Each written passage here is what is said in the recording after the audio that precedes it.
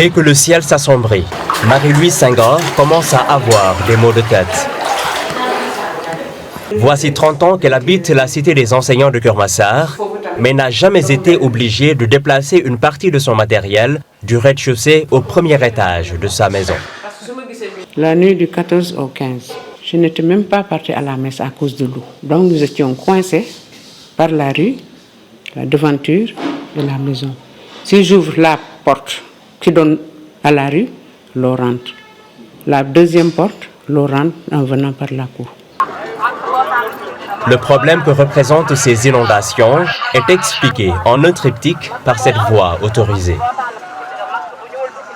La situation inédite que nous avons vécue est liée aux précipitations que nous avons enregistrées en général dans la zone de Keur Massar et particulièrement ici à Aïnoumady. Alors notre quartier a reçu énormément d'eau qui sont venues de 3 facteurs. Le premier, c'est l'eau qui est tombée du ciel. Et ensuite, les 2 autres, ce sont 2 courants qui ont tous convergé vers le quartier. L'un est venu de cette route qui mène vers Jaxaay. Donc l'eau nous est venue de ce côté-là, du côté de Jaxaay, de Mame Dior, pour ensuite se déverser avec un courant très fort dans le quartier. Le troisième facteur, c'est le chantier-là de l'autopont que j'ai derrière moi, qui nous a énormément déversé de l'eau aussi.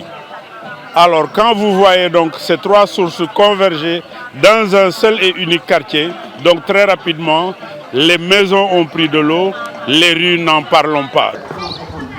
La situation est pire à la cité Sotrac de Keur Massar, où des véhicules sont piégés dans les eaux. Nos tentatives de joindre le conducteur des travaux de l'autopont de Keur Massar n'ont pas abouti. Ce sont eux qui ont aidé les habitants de la cité des enseignants et environ à pomper les eaux pluviales.